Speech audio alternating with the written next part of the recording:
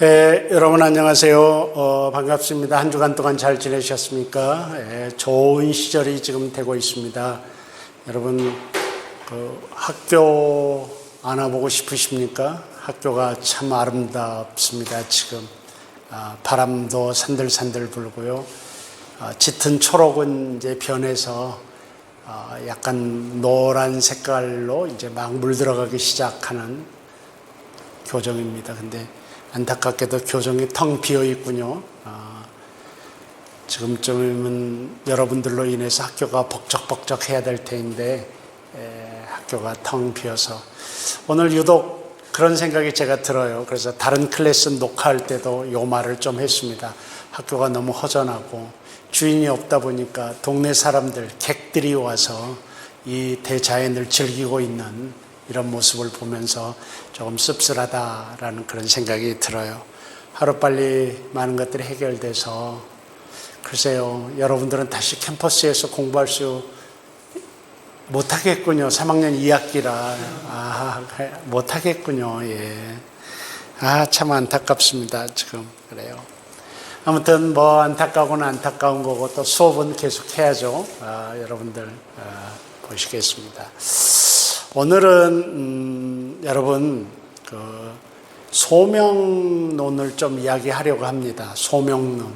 그러니까 다 알죠? 소명이 뭔지를 다 아시죠? 그런데 그 소명론 이야기를 함으로 오늘 수업을 좀 시작하겠는데 여러분들은 어떻게 생각하십니까? 갑자기 3학년 2학기 때 여러분 소명을 다 받고 이 학교에 오셨는데 3학년 2학기 때 갑자기 소명론을 이야기하다니 사실은 이 소명론은 목회학에서 좀 짚고 넘어가야 할 내용이죠. 그래서 혹시 제가 언제 가르쳤는지 잘 모르지만 여러분 중에 2학년 때 저에게 목회학 수업을 받으신 분이 있다고 한다면은 그렇다고 한다면 이 소명론을 한번 그때 제가 언급했던 것 같습니다. 그런데 오늘 다시 그런 분들 그 반은 소명론을 다시 반복하게 되더라도 이해를 해 주시고 왜냐하면은 지금쯤 소명에 대해서 한 번 더 생각을 해봐야 할 때라고 생각을 합니다. 그래서 제목은 교회 개척자의 소명이라는 그런 강의 제목입니다. 그런데 여러분 다시 묻겠습니다. 교회 개척이라는 단어가 마음에 안 드시면 뭐라고 바꾸라고요? 목회로 바꾸라고 그랬죠. 그래서 목회자의 소명 한번 생각해 보시기 바랍니다. 아마 제가 이 소명론을 강의하게 되면은 여러분 중에 그 누군가는 이 자리를 떠나야 되겠구나라고 생각할 수도 있습니다. 왜냐하면 이 길은 소명이 없이는 갈 수 없는 길이기 때문에. 근데 지금 떠나지 마십시오. 강의가 다 끝난 다음에 떠나십시오. 왜냐하면 뒤에 가서 제가 할 말이 있습니다. 소명은 하나님께서 우리를 부르신 것이죠. 사실은 모든 게 다 소명이죠.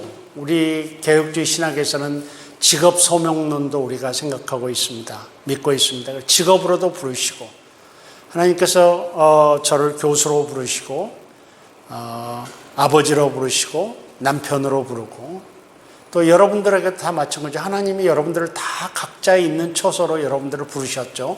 다 소명에 관계됩니다.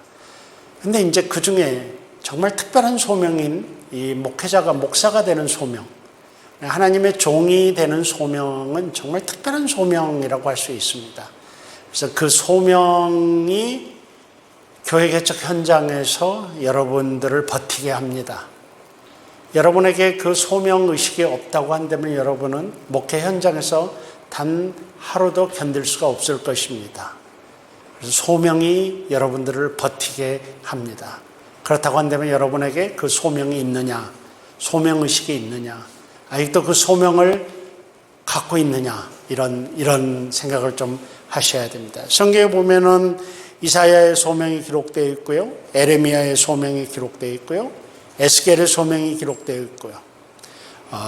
베드로전서 5장 2절에 보면은 너희 중에 있는 하나님의 양무리를 치라 라는 이 사실은 소명이거든요. 양무리를 치라는 말은 소명이라고 할 수가 있습니다. 그래서 이 소명이 사람들을 꼼짝 못하게 한 거죠. 이 소명이 베드로를 꼼짝 못하게 한 거고 이 소명이 이사야를, 에레미야를, 에스겔을 꼼짝 못하게 한 거죠. 어떤 고난과 어떤 어려움이 있다 하더라도 이 소명이 그들을 버티게 하고 그 자리에서 머물게 하고 이 소명이 그들을 죽게 하고 이 소명이 그 어려움 속을 승리하게 만드는 것이죠. 여러분은 그 소명을 받고 이 학교에 입학을 했다고 믿습니다. 근데 그 소명이 지금 여러분 현재 이 시점에서 at this point, 지금 이 순간에 여러분이 과거에 받았던 그 소명이 살아있나요? 아니면 죽었나요? 아니면 뭐 발견하기 힘든가요? 이런 문제들이 이제 생기는 것입니다. 자, 소명론을 이야기하면서 제가 논리적으로 여러분들에게 3단계로 구별을 하겠습니다. 소명은 순간에 오기도 하고요. 또 과정을 통해서 오기도 하고요. 그래서 소명을 논리적으로 설명하기는 상당히 어렵습니다. 근데 학자들은 이 소명을 논리적으로 설명을 시도했습니다. 그리고 그걸 우리에게 이야기하고 있습니다. 그래서 첫째는 내적 소명이 있습니다. 둘째는 외적 소명이 있습니다. 이 내적 소명을 심령의 확증이라고 할 수 있습니다. 심령의 확증이에요. 그래서 이걸 심령의 확증이라고 그럽니다. 그 다음에 외적 소명이 있는데 외적 소명은 두 가지로 나눠집니다. 하나는 조건의 확증입니다. 조건의 확증입니다. 그 다음에 그걸 뭐라고 제가 표현했더라? 그 이성의 확증. 이성의 확증을 먼저 하십시다. 이성의 확증이 있습니다. 환경, 조건의 확증이 있습니다.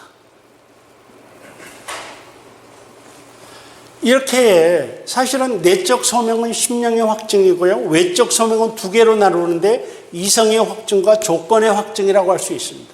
이건 있잖아요. 하트의 문제입니다. 마음의 문제죠. 마음의 문제고. 이건 이성의 확증은요. 말 그대로 이성입니다. 이성. 제가 표현을 어떻게 해놨는지 보겠습니다. 이건 그렇죠. 머리의 문제입니다. 헤드. 머리의 문제입니다. 이건 있잖아요. 조건의 확정, 환경의 문제입니다. 환경. 그러니까 적어도 우리가 소명을 생각할 때 심령의 확증과 이성의 확증과 조건의 확증 세 가지가 어우러져서 나는 소명을 받았다라고 이야기할 수 있는 것입니다. 나는 소명을 받았다. 그리고 심령의 확증은 마음의 문제고요. 그 다음에 설명을 제가 하겠습니다. 앞으로 이성의 확증은 머리, 브레인, 헤드의 문제고요. 조건의 확증은 환경, surrounding, circumstance의 문제라고 이야기할 수 있습니다. 이 세 가지가 크게는 내적 소명과 외적 소명의 문제인데 외적 소명이 두 개로 나눠진다는 차원에서 사실은 심령의 확증과 이성의 확증과 조건의 확증 이 세 가지가 합쳐져서 나는 소명받았다라고 이야기할 수 있는 것입니다. 그럼 이 세 가지를 구체적으로 조금씩 설명을 해보도록 하겠습니다. 첫째는 심령의 확증입니다. 가슴의 문제죠. 하트의 문제죠. 이것은 하나님의 부르심이 들렸다라는 내 내면의 확신입니다. 내 내면의 확신이에요.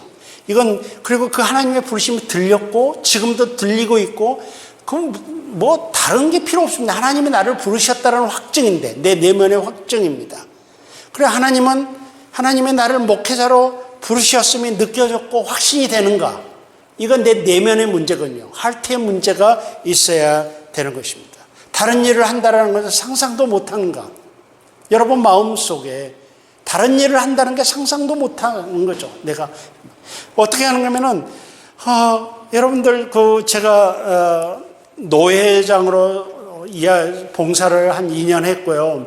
그다음에 노회 고시부에서 10여 년 활동을 했었습니다. 근데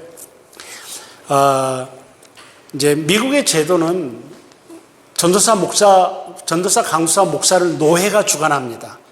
원래는 그게 정상입니다. 강수하 고시를 노회에서 치르는 게 정상입니다. 그리고 원래 장로교회예요. 그리고 장로 고시를 당회에서 치르는 게 원래 장로교의 모습입니다. 근데 이제 우리나라에서는 강사고시를 총회에다 위임해 준 것이죠. 총회가 그래서 한꺼번에 실시하고 또 장로고시 같은 것은 노회에다 위임을 해 준 겁니다. 객관적으로. 그래서 그런 것이지 원래 장로교 정신의 원리에 의하면은 강사고시는 노회에서 치르는 것입니다. 근데 미국의 제가 속했던 노회는 역시 강사고시를 노회에서 치렀습니다. 그때마다 면접을 많이 하게 되고 전사 목사 고시할 때 면접을 고시부로서 노회장으로서 그런 일들을 많이 했습니다. 저는 그때 이제 사람들에게 묻는 게 딱 한 가지였습니다. 그게 뭔가 하면은 그 수험생들에게 너 이거 아니면 죽을 것 같냐? 이겁니다. 너 이거 아니면 죽을 것 같냐? 이만큼 결정적인 질문이 어디 있겠습니까? 여기에 대해서 저는 이 길 아니면 죽을 것 같습니다. 라고 답하는 것입니다. 이것이 내적 소명입니다. 이거 아니면 내가 죽을 것 같다. 이게 내적 소명이에요. 그래서 정말 이 일에 대한 강한 욕구, 이걸 내가 해야만 되는 당위성, 이런 것들이 느껴지는 것이죠. 여러분들 하나님을 섬기려는, 그리고 하나님께 봉사하려는, 하나님의 일을 하려는 이 마음이 정말 점진적이고 점점 강해지고 그렇게 있는지를 생각해 봐요. 여러분 책에도 있지만 목회사역은 신적 소명감 없이 입문한 사람들에게는 너무나 벅차고 힘들다. 많은 사람들이 목회에 입문한 뒤 떠나는 이유는 대개 신적 절박성에 대한 의식이 부족하기 때문이다. 하나님이 부르셨다는 분명한 자각이 있어야만 목회에 성공할 수 있다라고 이런 말씀들. 이런 말씀들은 내적 소명이 얼마나, 그래서 소명은 있잖아요. 가슴속의 불입니다. 가슴속의 불입니다. 사도 바울이 성령의 매여라는 표현을 썼습니다. 이게 가슴속의 불이거든요. 여러분들 이런 가슴의 확신이야말로 진정한 소명의 본질이라고 할 수가 있습니다. 스펙만으로, 여러분 MDB 졸업장만으로 영적인 경쟁력을 가질 수가 없죠. 하나님의 스토리가 필요합니다. 여러분만의 하나님의 스토리, 특별히 소명에 대한 여러분의 스토리, 그것이 강렬했던 강렬하지 아니했던 잔잔했던 아니면 너무나 평범했던 간에 하나님의 나를 부르셨다는 그런 내적 확신과 내적 체험은 정말로 중요합니다. 물론 모두가 다 사도 바울처럼 극적인 체험을 하는 것은 아닙니다. 소명에 대해 있어서. 그러나 저 같은 경우는 소명이 너무나도 평범하게 찾아왔습니다. 저는 자연스럽게 목사의 길을 찾아왔는데 어느 날 책상에 앉아 있는데 너 지금 뭐 하냐? 라는 이 한마디, 내면의 한마디가 저를 신학교로 다시 돌아오게 했습니다. 저는 대학 신학과를 졸업하고 떠났었거든요. 근데 어느 날 직장에 앉아서 책상에 앉아 있는데 너 지금 뭐 하냐? 라는 이 소리, 이 평범한 이 생각 하나가 저를 꼼짝 못하게 하고 그때 두 손을 들었습니다. 하나님, 알겠습니다. 저는 하나님을 알고 있었죠. 그러니까 거기다 토달지 않았었습니다. 그때 너무나 큰 확신이 찾아온 것입니다. 하나님이 나를 지금 불렀다라는 확신이 너무 강하게 찾아오는 것입니다. 이제는 더 이상 빠져나갔다가는 진짜 죽을 것 같은 생각이 든 것입니다. 그래 이런 것들 말이에요. 그게 극적이든 사도 바울처럼 저처럼 너무너무 평범하고 잔잔하든 그러나 내 마음속에 찾아오는 그 내적인 확신이 소명의 본질입니다. 이게 가슴의 문제고요.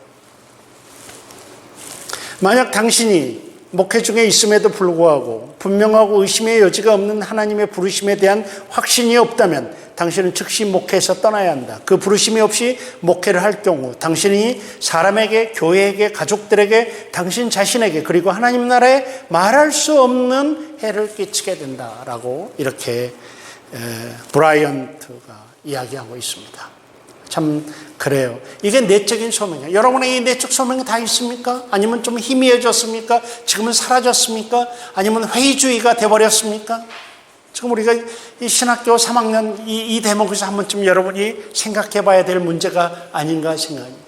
여러분 이 내적 소명은 있잖아요. 3단계를 거치게 됩니다. 대체로 보면 3단계를 거쳐. 첫째는 혼돈의 과정을 거칩니다.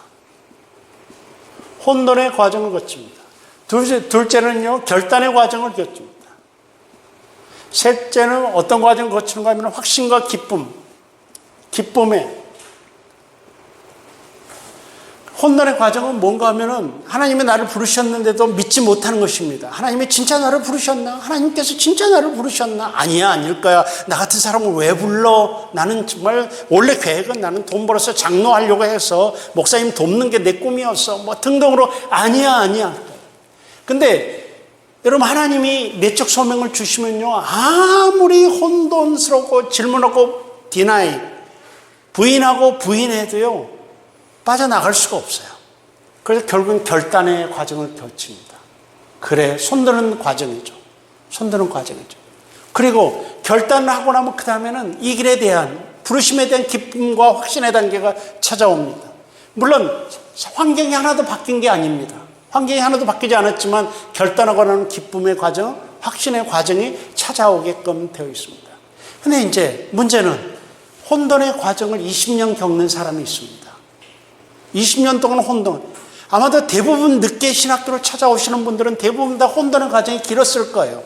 때때로는 젊었을 때, 때때로는 어렸을 때 하나님께 헌신하기를 손들고 그랬었지만 그걸 피하고 또 하다가 20년, 그러다가 그 과정 속에서 뭐예요? 고난을 겪게 돼요. 대체로 보면 사업에 실패했다든가 병이 들었다든가 고난에 겪게 되고 그때 비로소 과거에 하나님이 부르셨던 그걸 생각하고 결단하게 됩니다. 이런 과정이 사실은 있습니다. 많은 분들이 혼돈의 과정을 있잖아요. 꽤 길게 가는 분들이 꽤 많아요. 그래서 늦게 신학을 공부하게 되고 뒤늦은 부름, 인생의 석양 때 부름을 받으시는 그런 분들도 있고요. 이런 과정을 거치기는 됐습니다. 여러분, 혹시 여러분들 이 자리에 앉아 계시지만 지금 신학교 3학년이지만 아직도 혼돈의 과정이 있으신 분이 계십니까? 여러분, 손 드십시오. 빨리 손 들어요. 왜냐하면요, 하나님이 놔주지 않습니다. 절대로 하나님이 안 놔주십니다. 자기가 하나님이 찍은 사람은 어쩔 수 없어요. 그러니까 지금 손 드시고 빨리 이제라도 주저주저 마시고 온전히 여러분의 심령을 하나님께 바치는 결단의 순간으로 이런 과정을 거치기를. 지금 우리 학교 밖에 수많은 사람들이 어쩌면 혼돈의 과정 속에서 인생을 허비하고 있는지 모르겠어요. 허비는 아니에요. 하나님이 쓰실 때 그 사람의 과거를 다 들어 쓰십니다. 우리 하나님이 어떤 분이신데 한 사람의 과거, 부르기로 예정했던 사람의 과거를 낭비하시겠습니까? 다 사용하십니다.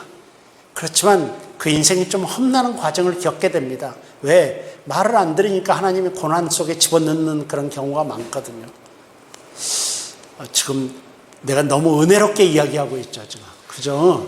마치 부흥회 때 제가 지금 뭐 하고 있는 것 같은 느낌이 드는데, 원래 소명론이 그렇습니다. 원래 소명론이 그래. 설교 아닙니다, 지금. 심각한 이야기인데 지금 웃으면 안 되는데 지금 제가 갑자기 내 자신이 무슨 부흥사처럼 하고 있는 것 같은 느낌이 들어서 갑자기 좀 톤을 바꾸겠습니다. 이게 이제 내적 소명입니다, 여러분. 그런데 이제 생각을 해 보십시다. 하나님이 나를 부르셨다고 저는 냉정하게 이야기합니다. 하나님이 나를 부르셨다고 확신해요. 그런데 그게 나만의 착각이었다면 어떻겠습니까? 우리 인간은 감성의 존재이기 때문에 착각할 수 있습니다. 부흥집회 한번 참석했다가 은혜 받고 하나님이 나를 부르셨다 착각할 수도 있고요. 또 옛날에는 그런 분들이 많았는데 기도원에 들어갔더니 어떤 아줌마가 내 머리에 손 얹고 기도하더니 너는 목사감이다 해가지고 엉뚱하게 목사길을 가다가 망한 사람도 많습니다. 굉장히 많습니다. 그런 경우도 많습니다. 그러니까 부흥사가 하다가 하나님의 종 될 사람 손들어. 그러니까 그때 분위기에 취해서 손 번쩍 들어가지고 목사길을 가다가 여러분 중에 그런 분 분명히 있을 텐데, 지금 분명히 있을 텐데, 내가 보기에는 물론 하나님께서 그렇게 해서 사용하시기도 합니다. 그렇게 해서 사용하셔서 여러분이 이 자리에 와 있을 수 있습니다. 그런 도구를 전혀 제가 무시하는 것은 아닙니다. 하나님이 그렇게도 일하실 수 있다고 봅니다. 그런데 이제 중요한 것은 하나님이 안 부르셨는데 감정적이나 감성적이나 순간의 분위기에 의해서 내가 목사로 부름받았다라고 생각할 경우는 어떻게 하겠습니까? 그래서 그 내적 소명을 컨펌하기 위한 게 외적 소명입니다. 그게 외적 소명이에요. 그걸 컨펌하기 위한 것이 외적 소명이에요. 그러니까 내가 받은 내적 소명이 진짜로 하나님의 부르심인가 라고 컨펌하는 것이 외적 소명입니다. 그러나 여기서 분명히 제가 한 가지 말씀드릴 게 있습니다. 본질은 뭡니까? 내적 소명입니다. 하나님과 나오고 직거래죠. 이건 가슴의 문제, 하트의 문제고 확신의 문제니까 아무리 외적 소명이 사실은 내가 목사 되는데 장애 요소가 있고 뭐가 목사 되는데 문제가 있다고 하더라도 환경이 뒤따라주지 않는더라도 내 마음속에 확신이 있으면 가야죠. 내적 소명이 본질입니다. 본질입니다. 그러나 우리가 이제 이 길에 들어서서 내적 소명을 한번 컨펌해보고 확인해보는 게 외적 소명이라고 할 수가 있습니다. 그럼 외적 소명에 이성의 확증이 있습니다. 이것은 내가 나 자신을 한번 생각해 보는 것입니다. 이성적으로 한번 생각을 해 보시는 거죠. 이성의 확증은 머리의 문제입니다. 내가 내 자신을 한번 목삭감으로 생각해 돌아보라는 얘기죠. 이 과정을 토마스 오데는요, 내면적인 자기 검토라는 말을 썼습니다. 내면적인 자기 검토. 자기를 검토해 보라는 이야기입니다. 그래서 내가 진짜 목사로서 잘할 수 있는 사역이 있나? 내가 목사감인가? 내가 사역에 어떤 은사가 있는가? 내가 잘할 수 있는 사역을 구분하고 확증하고 내게 적절한 성경 지식이 있고 신학 지식이 있고 특별히 나에게 어떤 우주관이 있나? 성경적 우주관이 있나? 목사는 성경적 우주관이 몸에 배어 있어야 됩니다. 여러분, 밖에서 오래 살다가 뒤늦게 부름받은 사람이 목회에 실패하는 이유가 뭔지 아십니까? 우주관이 세속적으로 굳어져 있기 때문입니다. 근데 은혜를 받으면요, 세속적 우주관이 은혜를 받게 되면 성경적 우주관으로 포장됩니다. 덧입혀집니다. 근데 여러분 냉정하게 이야기해 보십시다. 목사라고 해서 언제나 은혜 속에 있지 않습니다. 세상 사람보다 더 깊숙한 어떤 세속적인 마인드에 빠질 때도 있습니다. 항상 최고조의 성령 충만이 있지 않습니다. 정말 인간보다도 더 인간다운 그런 모습들, 이게 곡선을 이루고 있거든요. 그러니까 이 우주관이 말입니다. 세속적인 우주관으로 기본이 잡혀져 있다고 한다면은 여러분, 결정적인 순간에 그 우주관이 발목을 잡습니다. 큰 위급한 순간에 내 안에 있는 장착된 우주관이 나오게끔 되어 있습니다. 그래서 뒤늦게 예수를 믿고 은혜 받아서 목사 되신 분들이 끝에 가서 다 대부분 실패하는 이유가 뭔가 하면은 그 우주관의 차이입니다. 결정적인 순간에 그런 것들이 나오게 되고. 그런데 목사는 정말 여러분, 어려서부터 신앙생활하고 제가 다른 좋은 면, 양호한 면은 여러분 같은 거예요. 젊은 시절부터 목사가 되기를 소원하고, 그리고 우주관이 굳어지기 전부터, 세속적인 우주관이 굳어지기 전부터 기독교적, 성경적 우주관으로 무장돼서 훈련받고, 이게 훨씬 저는 좋다고 생각합니다. 늦게 예수 믿어서 예수 믿는 사람이 훨씬 뜨겁습니다. 하나님께 굉장히 뜨겁습니다. 그런데 저는 그거보다는 좀 차가워도 여러분처럼 젊었을 때부터 목사가 되기로 소명을 받고 결단하고 그런 우주관을 훈련을 받고 그리고 성경을 지독히 깊이 연구하고 이런 훨씬 안전한, 왜? 우리 목사들은 다른 사람의 영혼을 책임져야 되거든요. 내가 망가지면 다른 사람 영혼도 같이 망가지는 거예요. 내가 책임지고 있는. 그래서 안전할 수 있다라고 이렇게 생각합니다. 그렇다고 여러분, 제가 늦게 예수 믿으신 분, 우리 반에도 그런 분들이 계시는데 그걸 내가 틀렸다라고 말하는 거 아닙니다. 그분들은 그분들대로 또 가치가 있습니다.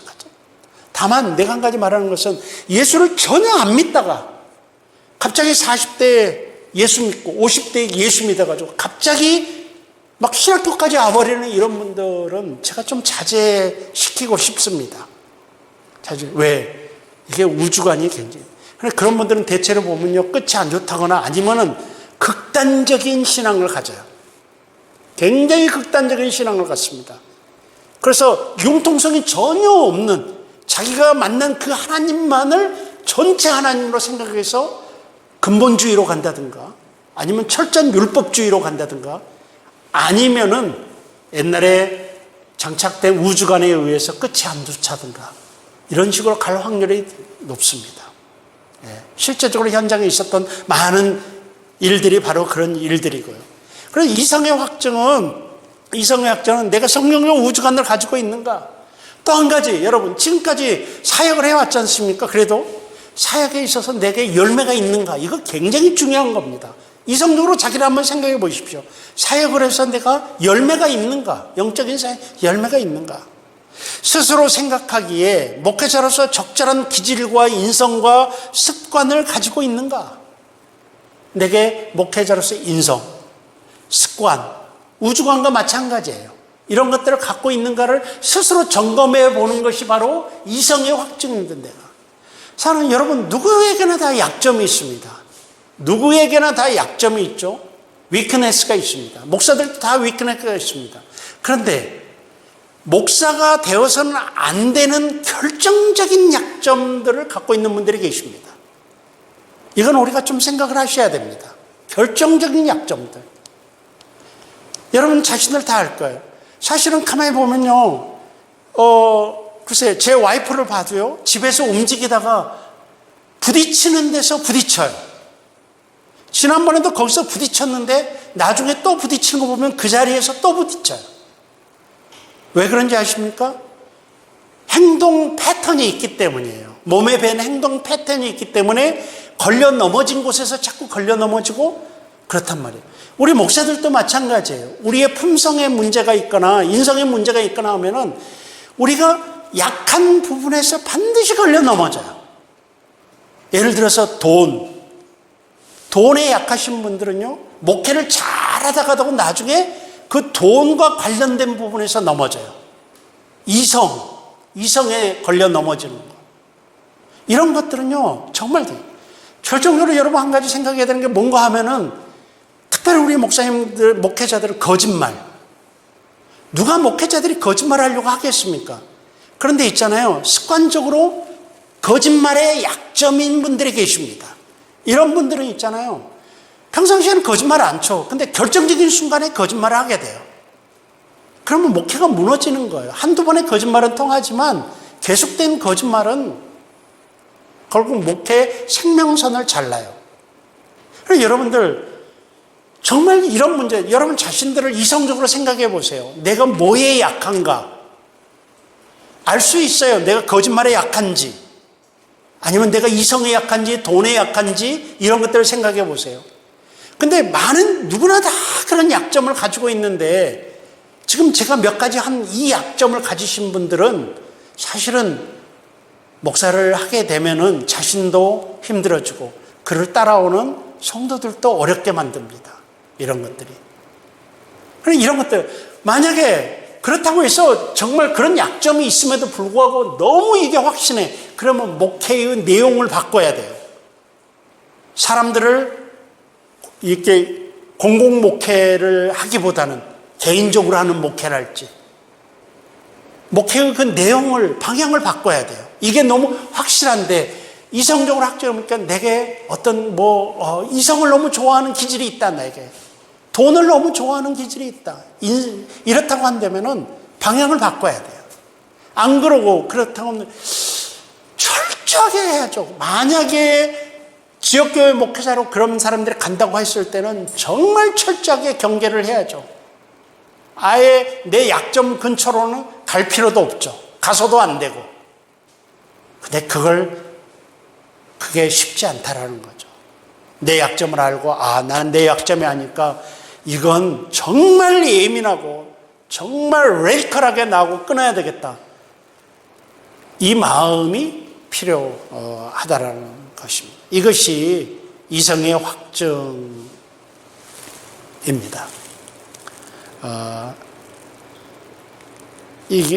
그리고 이제 두 번째, 이성의 확증으로 자기가 한번 생각을 해보고, 자기가 자기 자신을 한번 생각해보고, 세 번째가 조건의 확증인데, 이건 있잖아요, 환경과 남이 나를 평가하는 거라고 생각하면 돼요.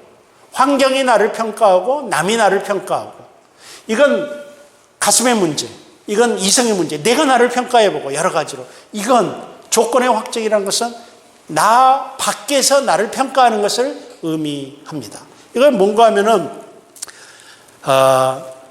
은사를 갖추고 있는가? 은사는 눈에 보이는 거니까. 사람들이 은사가 있다고 나를 평가해 주는가? 그런 거예요. 여러분, 저는 여러분 그 신학교 들어올 때 추천서가 있잖아요. 당회장 추천서인가? 담임 목사 추천서. 여러분, 저는 그거 하나도 안 믿습니다, 여러분. 하나도 안 믿습니다. 왜냐하면요, 전부 다 왼쪽에 동그라미 쳐져 있어요. 그렇게 완벽한 분들이에요, 여러분들이? 그렇게? 그러니까 이제 그렇게 뭐 평가를 해주는 게 아니라 진짜 여러분이 신뢰하는 멘토들이 여러분들을 어떻게 평가해 주고 있는가? 목회자로서 은사가 있는가? 교육의 은사, 설교의 은사, 목양의 은사, 다스림의 은사, 리더십의 은사, 이런 은사들이 주어져 있는가? 우리 성도들은 예수 믿게 되면 한 가지 이상의 은사를 받습니다. 그런데 목사라고 한다면 세 가지 이상의 은사는 받아야 된다고 생각을 합니다. 그게 가르침, 설교의 은사, 리더십의 은사, 그리고 뭐더라? 목양의 은사. 적어도 하여튼 이 기본적으로 이거, 그리고 하나님께서 진짜로 여러분을 부르셨다고 한다면은 적어도 이 세 가지 은사는, 그러니까 목회를 할 수 있을 정도의 은사는 주셨다고 믿습니다. 그거 안 주고 하나님께서 왜 부르시겠습니까? 근데 이제 그거 보면 적어도 세 가지 은사, 목양의 은사, 리더십의 은사, 교육의 은사, 가르침의 은사, 이런 세 가지 정도의 은사는 갖고 있어야 된다는 그런 생각을 저는 하고 있습니다. 그리고 또 재능이 갖추고 있는가?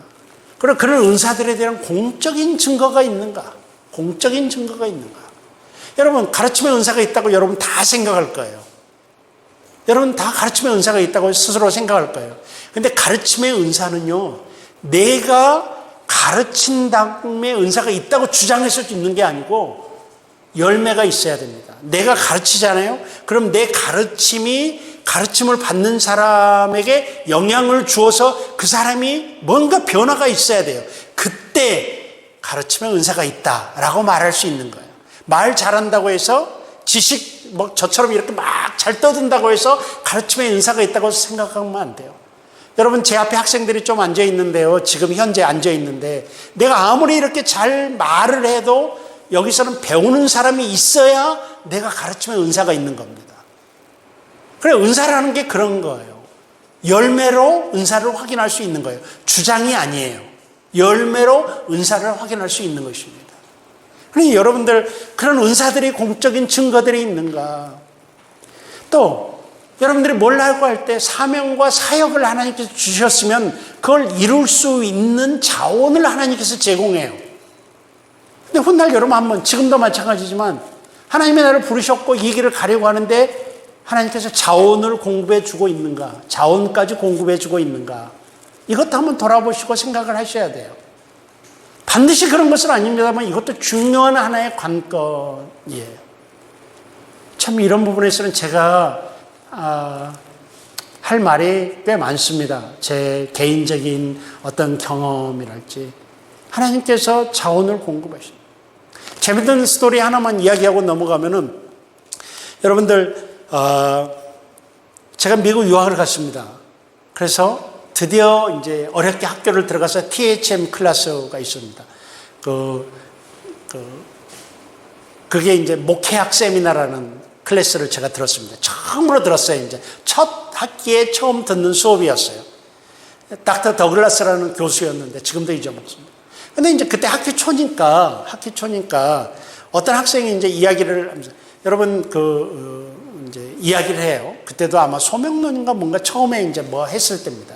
근데 공적인 질문은, 저는 그때 영어도 잘 못 알아듣고 말도 잘 못할 때인데 눈치로 이제 알아챌 수 있는 그런 단계였습니다. 근데 이 학생이 질문하는 게, 교수님, 제가 다음 시간에는 여기 클래스에 올지 안 올지 모르겠습니다. 왜냐하면요, 제가 여기 왔는데 학비를, 튜이션을 아직 못 냈습니다.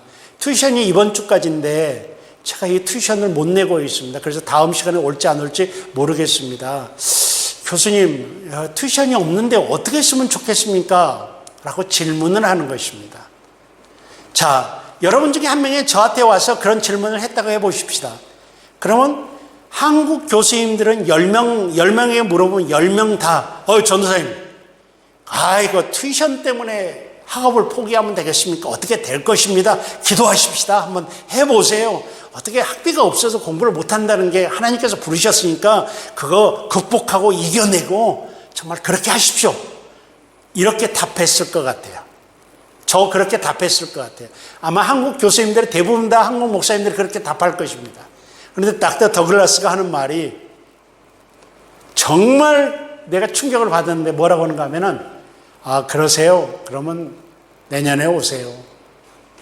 이러는 거예요. 그러면서 말하는 게 하나님께서 너를 부르셨으면 학비도 대줘야 된다 이거죠. 그게 이제 조건의 확정이에요. 말하는 조건의 확정. 하나님께서 당신을 부르셨으면 이 조건의 확정, 학비를까지 마련이 된. 그러니까 아직 때가 안 됐다는 거예요. 학비가 마련되지 않으면 아직 때가 안 됐다는 거예요. 근데 사실 그 학생, 내가 나중에 미국 구조를 보게 되니까 그 학생은 게으른 학생이에요. 그 학생은. 미국은 학비가 없어서 공부를 못하는 시스템이 아니에요. 맘만 먹으면 얼마든지 공부를 할 수가 있어요. 학비는 다 조달이 되게끔 되어 있어요. 물론 그게 빚이지만, 론을 받는 거지만 학비가 없어서 공부를 못한다는 건 말이 안 되는 소리였어요. 아마도 더글라스 교수가 그걸 알고 있었는지 그래서 그렇게 대답했는지 모르지만 다시 소명으로 돌아가서 조건의 확정이 굉장히 강조하는 거예요. 그게 조건의 확정이 굉장히 강조한 거라고 할 수가 있습니다. 그래서 사명과 사역을 위한 인적, 물적 자원이 제공되고 있는가, 이것도 굉장히 중요해요. 나중에 있잖아요. 저는 목회하면서 이제 교회가 성장하면서 사역이 확장되지 않습니까? 사역이 확장되지 않습니까? 그래서 사역이 확장되는데요. 인재가, 그러니까 인적 자원이 없어서 사역 확정을 못해요. 사역 확정을 못해요. 근데 그래서 이제 목회하는 과정에서 여러 가지로 기도했죠. 하나님, 이제는 우리가 어린이 오케스트라를 좀 해야 될 때가 됐습니다. 지역에 우리 한인 자녀들을 위해서. 근데 사람이 없군요. 뭐 성도는 많은데 그 음악을 전공자가 있어야 될 거 아니겠습니까? 그랬더니 하나님께서 그 기도를 했더니 하나님께서 정말 바이올린 전공자 자매를, 그 부부를 하나를 보내셨어요. 저는 제가 교회를 개척해가지고 그 자매 때문에 목회할 수 있었다고까지 말할 정도입니다. 어린이 오케스트라로 어린이를 부흥시켜버렸어요. 당연히 부모까지 따라오게 됐어요. 초창기에 정말 하나님께서 저에게 귀한 인재를 보내준 거예요. 또 좀 지나다가 하나님, 이제는 이 지역의 교회가 좀 중심도 잡았는데 한국학교를 좀 해야 되겠습니다. 저 이민 목회자였으니까. 그래서 한국 교육을 시키고 좀 그래야 되겠습니다. 근데 인재가 없군요. 라고 했어요. 그랬더니 얼마 후에 한국에서 국어 선생님이 이민을 왔어요. 한국의 고등학교 국어 선생님이. 그래서 그분이 그 일을 맡았어요. 그래가지고 얼마나 잘했는지. 내가 생각하기에, 참 은혜다, 은혜. 그러니까 필요할 때마다 적절한 인적, 물적 자원이 공급되는, 이것도 어떤 하나님의 사역에 대한 외적인 확증이라고 할 수가 있습니다. 이게 이제 조건의 확증이라고 이렇게 말할 수가 있죠. 또 성숙하고 경건한 사람들의 확증을 받고 있는가? 너 목사감이야. 성숙하고 아무 사람이나 말고, 제발 교회에서 여러분들 나중에 교회에서 좀 교회 활동 열심히 하면 신학교 가라고 그딴 소리 하지 말았으면 좋겠습니다. 여러분 중에 그 말에 속아서 또 와 있는 사람도 있을 것 같은데, 물론 하나님께서 그렇게 일할 수도 있어요. 하지만 정말 성숙하고 경건한 신앙의 사람들이 너 목사감이야 라고 이렇게 확증하고 조언하고 있는지, 여러분 특별히 소명을 경험한 사람들의 확증을 좀 받으십시오. 소명을 경험한, 그러니까 우리 계통의 사람이란 말이에요. 그 말은 소명을 경험한 사람들의 확증을 여러분들 한번 받으십시오. 소위 말해서 말이에요, 다 너 목사감 아니야 라고 하는데 자기만 목사감이라고 우기고 있다면, 여러분들 다른 사람 눈이 다 틀린 건 아니거든요. 그러니까 그런 것들 말이에요.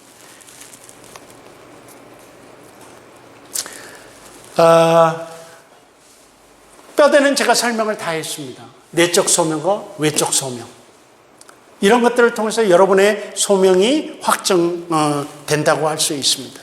그리고 이제 그 책에 보게 되면은 외적 소명을 확증하는 요소들을, 그 질문들을, 토마스 오덴의 내면적 자기검토를 위한 질문, 찰스 스펄전의 자기검토를 위한 질문, 제임스 조지의 자기검토를 위한 질문, 데이브 하비의 자기검토를 위한 질문, 이런 질문들을 좀 책에다 실어 놓았습니다.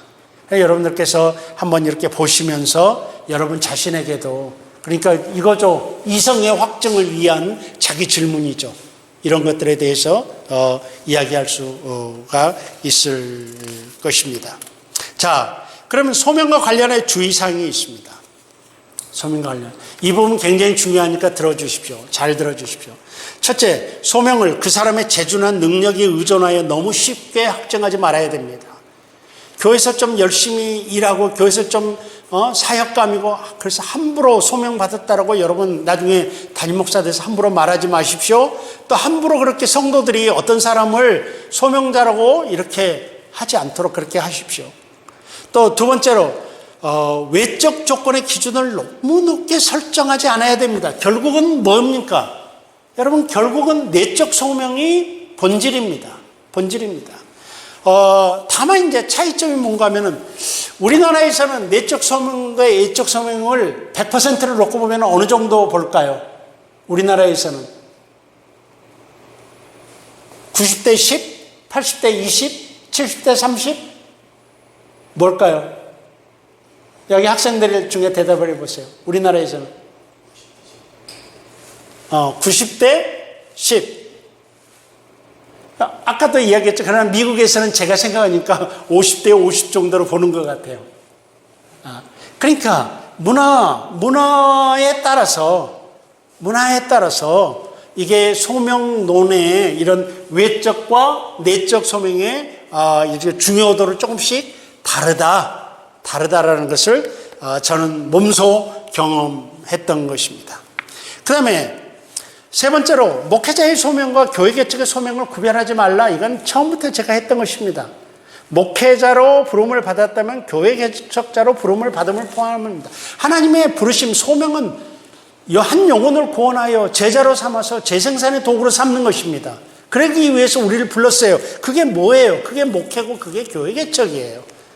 그래서 그걸 좀 생각을 하셔야 되겠습니다. 네 번째로 소명을 있잖아요. 획일적으로 열렬함만으로 생각하지 마십시오. 소명은 처음에 제가 이야기했지만 어떤 사람은 바울처럼, 어떤 사람들은 의식도 못하는 사이에, 어떤 사람은 작은 깨달음으로 각종 방법으로 소명에 찾아올 수 있습니다. 그렇기 때문에 소명을 획일적인 열렬함으로 생각하지 마십시오. 또 어떤 사람들은 소명에 대한 사건, 체험이 있어가지고 그걸 간증할 수 있어야 된다고 생각하는데 그렇지도 않습니다. 하나님이 일하시는 방법은, 하나님이 사람을 부르시는 방법은 정말 다양하다는 것을 기억하셔야 됩니다. 소망과 야망을 구별하십시오. 네. 다섯 번째로 배우자입니다. 배우자. 여러분들은 다 배우자들하고 같이 이제 목회를 하게 될 텐데, 개척의 소명이 배우자에게 임하지 않았을 경우, 그러니까 즉 다시 말해서 여러분 혹시 결혼을 하시고 이제 소명을 받으신 분이 있다면은, 또 결혼을 하실 분들, 또 이미 결혼하신 분들, 이 소명론을 다시 한번 점검하시기를 바랍니다. 과연 내 배우자가 소명을 받았는가? 그러니까 적어도 내 소명, 내가 받은 소명을 인정하고, 내가 받은 소명에 동의하고, 내가 받은 소명을 이루어내려고 마음이 정해져 있는가? 이거 굉장히 중요하거든요. 목회를 혼자 할 수 없기 때문에 중요합니다. 만약에 내 여자친구나 현재 내 부인이나 아니면은 이런 분들이 교회 개척 또 목회에 대한 그런 소명이 없다, 그러면 기다려야 합니다. 저는 그렇게 솔직히 말합니다. 하나님은 부부를 한 몸으로 결정하셨기 때문에 비록 시간차가 있지만 하나님께서 함께 하실 것입니다. 하나님께서 함께 하실 것입니다. 재밌는 이야기. 어떤 분 늦게 이제 소명을 받았어요. 여러분 혹시 아세요? 이거 오성호 교수 이야기입니다. 오성호 교수님이 사실은 늦게 소명을 받았어요. 근데 사모님이 계속 반대했어. 그렇죠. 이제 거기 카이스트에서 공부하고 그러고 거기 근무하고 있었는데 갑자기 신학교를 가겠다니 사모님이 좋아하겠습니까? 그래서 기다렸어. 근데 결정적인 사건이 생겼어. 오성훈 교수가 엑스레이를 촬영을 했는데 가슴에 뭐가 생긴 거야. 그러니까 오성훈 교수님 사모님이 여기 오성 하면 안 되는데 지금 안 될 것 같은데 갑자기 안 될 것 같은데 여러분 오 교수님 영어 오 교수님이 오 교수님 사모님께서 갑자기 가슴이 덜컥한 거예요. 목사로 갈 사람을 내가 자꾸 방해해서 못 가게 했더니 남편 가슴에 뭐가 생겼어 이제. 그래가지고 항복을 해버렸어. 당신 하고 싶은 대로 하라고. 가자고. 그 길을 가자고. 그리고 이제 해서 학교 들어왔는데 나중에 가서 보니까 아무것도 없어. 가슴에 아무것도 없는 거예요. 이거 리얼 스토리인데 오 교수님, 영어 오 교수님의 스토리예요. 그런 거예요. 아무튼 그런 일이 있었어요. 그런 식으로라도 하든지 어떻게든지 하나님께서 배우자를 준비가 되는 대로 준비시키실 것입니다. 그러니 억지로 하지 말고요. 기다리는 지혜가 필요합니다. 기다리는 지혜도 필요하고요. 당신 소명받은 나하고 결혼했으면 내가 하자는 대로 다 따라와야지. 그것이 아골골짝이든 어디든 가자면 가야지. 이렇게 욱박질러서 될 문제가 아닙니다. 여러분, 이 길은 그렇게 갈 길이 아닙니다. 하나님께 기도하면서 배우자에게도 그런 은혜가 임할 수 있기를 기다리는 정말 그런 지혜가, 그런 인내가, 그런 기다림이. 다만 이런 말을 할 수 있습니다. 당신 때문에 내가 이 길을 조금 미루겠어. 그런데 그 미루는 과정에 어떤 일이 생길지 몰라. 이 정도의 말은 할 수 있습니다. 이 정도의 말은 할 수 있죠. 그러면서 거기까지만 해도 다 알아듣습니다. 거기까지. 그래요. 그래서 개척의 목회 소명이 배우자에게 임하지 않았을 경우 하나님께 기도하면서 기다리는 저는 그렇게 해야 됩니다. 소명의 확증을 정말 중요한 이야기인데요. 소명의 확정을 한순간의 사건으로만 볼 수 있는 것은 아닙니다. 자, 여기서 여러분 이제 제가 이런 이야기를 하니까 여러분들 생각에 나는 이성의 확정을 해보니까 나는 안 되겠다. 조건의 확정, 맞아. 지금 누구도 나 목사감으로 여기지 않는데 나만 고집 부르고 있어요. 내적 소명, 나는 이런 열렬함이 없어. 그래, 떠나야 되겠다. 생각할 수 있을 것입니다. 근데 내가 처음에 뭐라고 그랬죠? 언제 떠나라고? 강의가 다 끝난 다음에 떠나라고 했습니다. 지금 떠나면 안 됩니다. 왜냐하면은 여러분들 다메섹 도상의 소명, 누구의 소명이죠? 사도 바울의 소명입니다. 이건 뭐죠? 한순간의 사건입니다. 한순간의 사건. 완전히 업사이드 다운이 됐어요. 놀라운 거죠. 사람들은 이 소명을 다 좋아해. 간증해. 근데 또 하나의 소명 과정이 있어요. 길리. 엠마오 도상의 소명. 여러분 이거 다 제가 이름을 붙인 겁니다. 여러분에게 설명하기 위해서. 엠마오 도상의 소명이 있습니다. 이건 뭐예요? 엠마오로 가는 두 제자 이야기예요. 그들은 예수님을 3년이나 따라다녔어요. 누구보다도 예수님을 잘 알아. 낙심해서 내려가는데 예수님이 옆에 나타나셨어. 예수님이 나타나셨어도 예수님인지 몰라. 그리고 하룻길을 걸어가. 그래서 호텔에 도착했어. 예수님이 사라졌어. 그 순간 이들은 깨달았어. 그리고 어디로 가요? 다시 터내가지고 예루살렘으로 다시 올라가요. 이건 소명이요. 과정이에요. 이건 소명이 순간이에요. 순간이에요. 그래서 여러분 중에 누군가는 엠마오 도상의 소명의 그 과정 속에 있을 수 있습니다. 그러니까 예수님을 3년이나 따라다녔다니까요. 최고의 MDB 과정을 마친 사람들이에요. 엠마오의 두 제자는. 근데 낙심해서 가고 있었어요. 그들의 길을 포기하고 있었어요. 그런데 어느 순간 이 과정을 거쳐서 어느 순간 깨달아서 다시 예루살렘으로 돌아갔단 말이에요. 다메섹 도성은 한순간에 그냥 누가 봐도 알 수 있죠. 확 바뀐 거예요. 이게만 여러분은 생각할 수 있어요. 여러분이 지금 떠나지 않아야 될 이유, 내가 이런 과정의 소명의 과정에 부족하다고 해서 결격 사유가 있다고 해서 떠날 수 있는데 지금 떠나지 말아야 될 이유가 바로 이 엠마오 도상의 소명 때문이에요. 과정일 수 있어요. 저 많이 봤어요. 이런 케이스를. 특별히 모태신앙자들에게 많이 봤어요. 모태신앙자들의 소명 확인 방법이 대체로 과정이에요. 과정. 그래서 이런 것들을 생각해 여러분들이 이 두 소명 사이에서 이런 엠마오 도상의 소명도 있다는 사실을 알고 지금 떠나지 말라는 것입니다. 좀 더 기다려요. 좀 더 기다려 보세요. 어느 순간 강력한 하나님. 대체로 제가 전에 한번 내 고백을 한번 한 적이 있는데 부모님의 하나님이 자기 하나님이 되는 순간은 과정이에요. 모태신앙자들은 대체로 다 부모님의 하나님 갖고 있어요. 그러다가 어느 순간 자기 하나님으로 바뀌어요. 이게 과정이에요. 과정. 특별히 그래서 여러분들 그런 걸 생각하시면서 지금 떠나지 말라라고 이야기를 하고 있습니다. 소명론에 대해서는 여기까지만 하겠습니다. 나머지는 책을 참고하십시오. 여러분 중간고사 때 제가 다루지 않는 내용도 책에 있는 내용이면 다 나옵니다. 중간고사 문제.